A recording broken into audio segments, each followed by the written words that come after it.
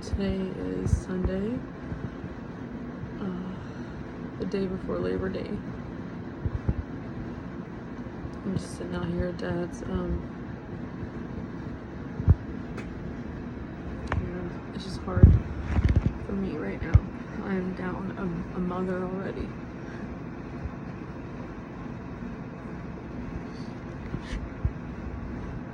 And I know.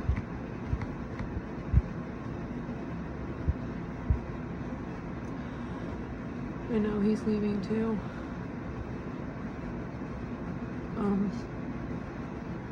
He's on hospice. We are going into week 3 with Hospice by Quest. They're amazing.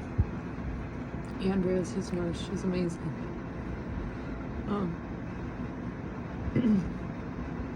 We've taken Dad off a lot of his life-sustaining meds and blood clot preventers and all this other stuff that he doesn't need. And it did take me 3 years of dragging him everywhere.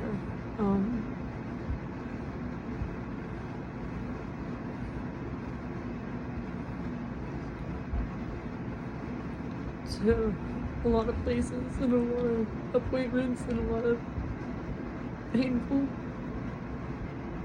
bullshit tests and scans, and they would always, towards the last year, give some anxiety, and he doesn't understand it anymore. And kind of reaching the conclusion that maybe hospice was a better choice, and we had tried 3 months ago with Quest, and he wasn't quite there yet. But the second time, yeah. Heart failure, renal failure, some other things that really don't matter now. And I know that this sucks, and when your visits just look like you sitting at a kitchen table where your 2 parents used to sit and drink coffee.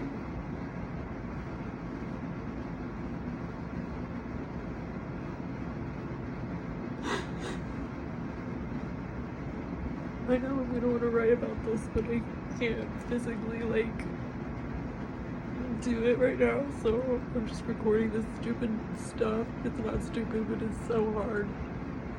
With my dad. You guys.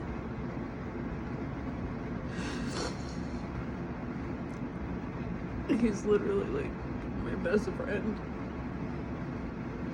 And I feel like sometimes he's probably the only person that understands how my brain and heart are. And how things matter to me. And how broken my heart gets.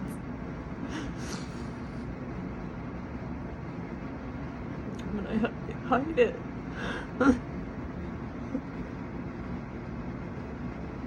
I've lost friends.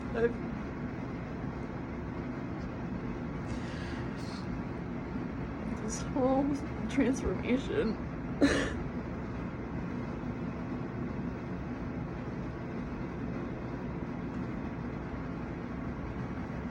And I shouldn't be sad to know he's leaving, but because I've been here and I've been watching it happen and I've been trying to prevent it. So I shouldn't be sad because I rescue and rehab everything that I can, but I also know when it's not a benefit anymore. I was hurting him and scaring him, so. And everybody should know that I did really try hard to keep him around, because I'm only 40.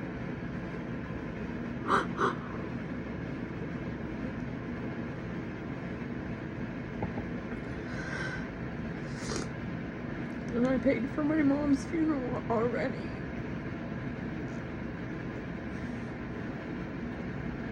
And he has no life insurance.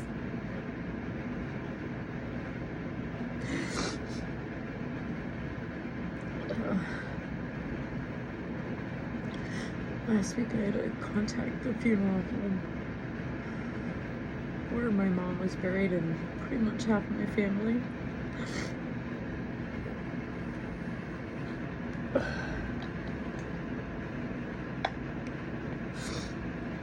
Everybody knows the situation, and he's a good person. He let me make payments on my mom's funeral on her first anniversary. I paid it off.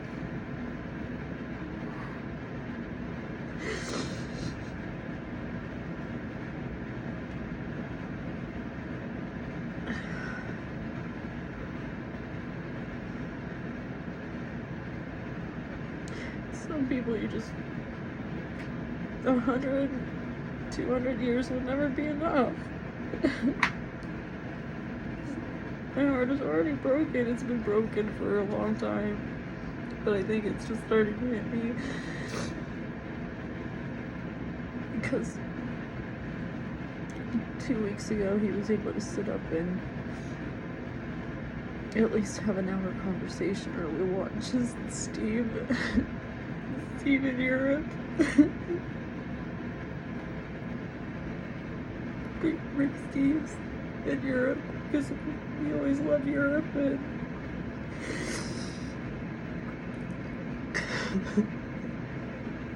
I love the history, and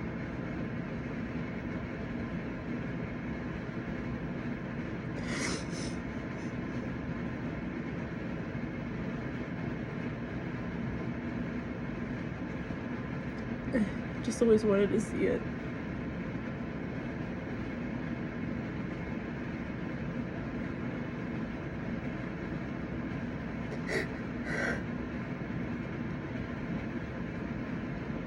But now I'm down here, he's asleep.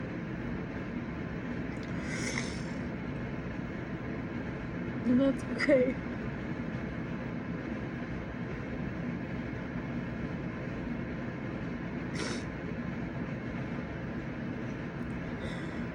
But it just hurts because I'm sitting here. Starting to get nauseous. And when my mama was alive, she used to sit. How do I turn this dang thing? Oh, time out, but I don't know. Anyway, she used to sit right there with the Hawaiian shirt, but now my daddy sits there. And daddy used to sit there when she was alive, and so when she passed, he started sitting here. That's his Hawaiian shirt sitting there, and his hand-rolled tobacco machine that he spilled coffee in because he can't really operate it anymore. So I'm gonna roll him some cigarettes because I am not taking his cigarettes away. That's just kind of counterintuitive. But yeah, sitting over here alone. And how do you go from having your parents in 1 minute and your whole life changing too fast?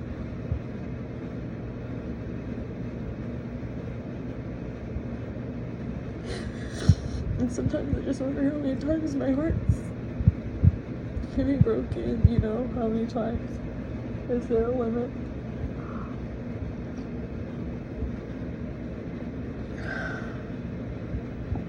Because I do, I feel everything.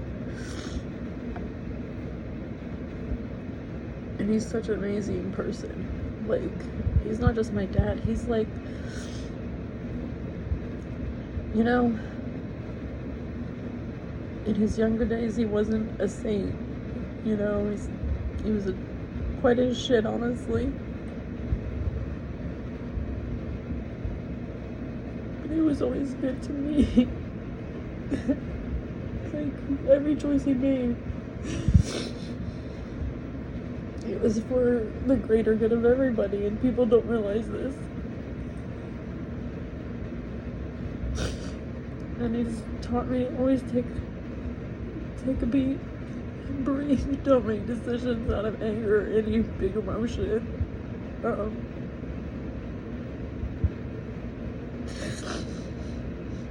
And he'd rather I take the high road every time. And I'm trying to be like that. Like, I just wish it didn't take me 40 fucking years. Like, if you don't get time, there's never enough time.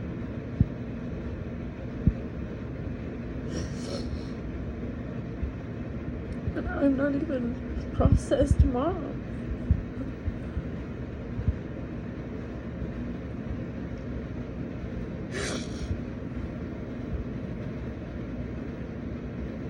And my children, they're all growing up.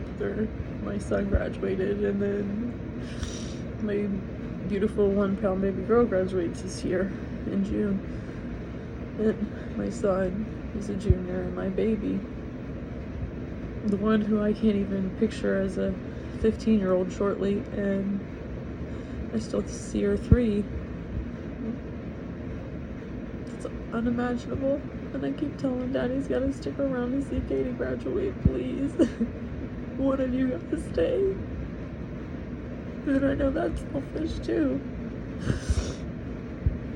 Because we went out to Heart of Ohio with Uncle Jimmy and Verge yesterday.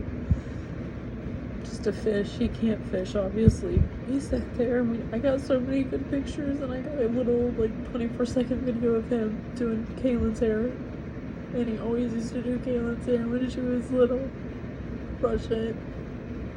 Because he was so gentle. Always gentle, that one.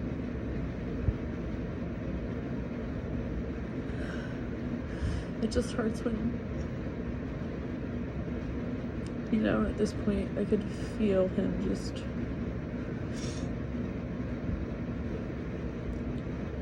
I know he's not here with me in the present very often, but it's been fast. Like I said, we're going into like week 3 of hospice.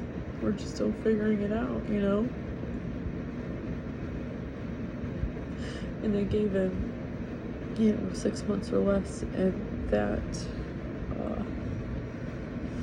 would be around February. My mom died Valentine's Day 2017 at 3:30 in the morning here in this house apartment.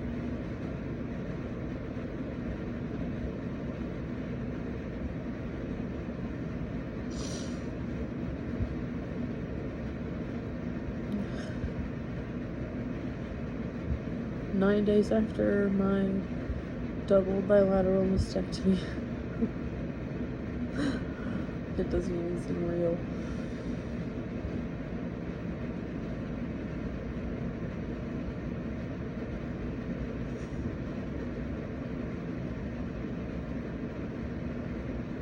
So much. Too much. And a lot to write about. And a lot to process.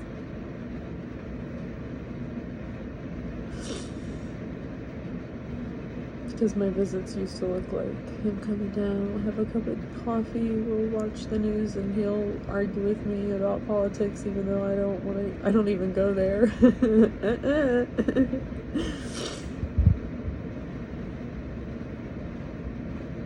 don't know, he used to talk about, like, and ask questions about everybody and the kids, and, or just doesn't. And that's okay. I guess it's a part of the process, Why would you want to be interested in anything else? You've done your job. He did do his job.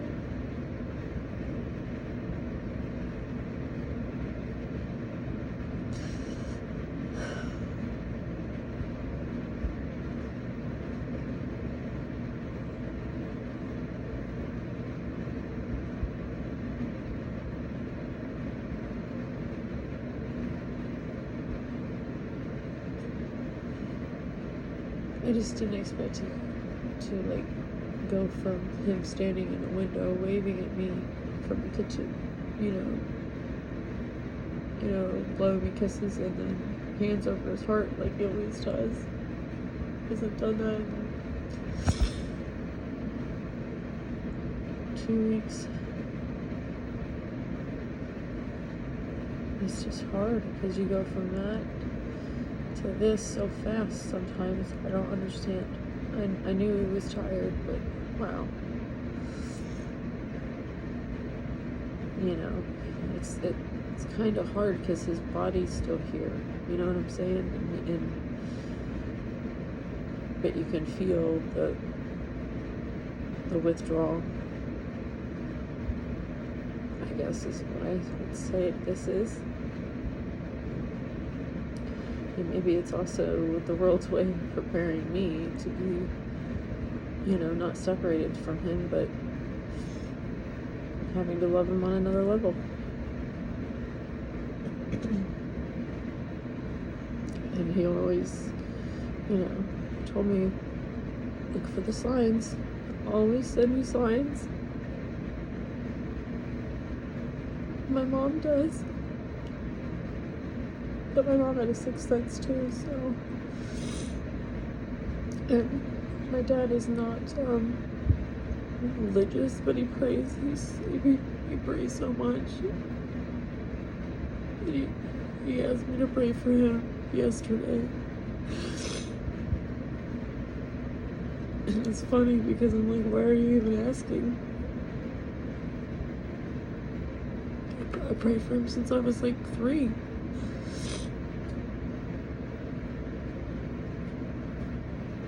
Everybody really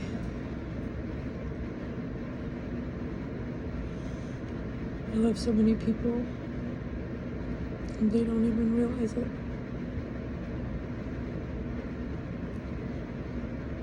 Because this part, ugh. I don't know how to be in a world without my parents.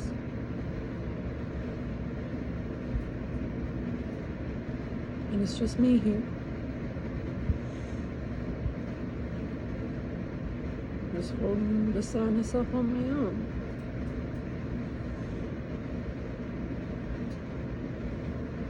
I guess that's what I'm supposed to be doing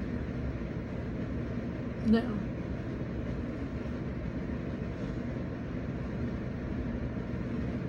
Like, I just don't understand. One thing after the other. I have to make this stuff make sense somehow.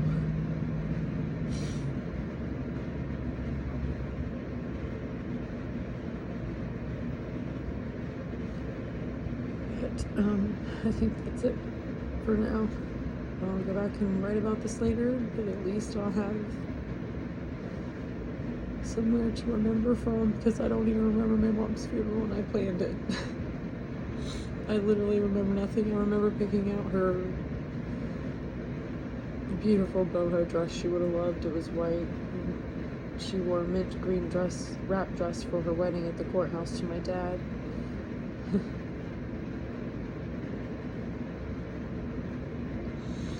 Their 40th was yesterday. At least he got to get out there with us for 30 minutes and then we took him home. Because he just, now I think that's why he's just sleeping all day today. Hi, Rhoda. Anyway, I'm going to take care of his dog. Bye for now.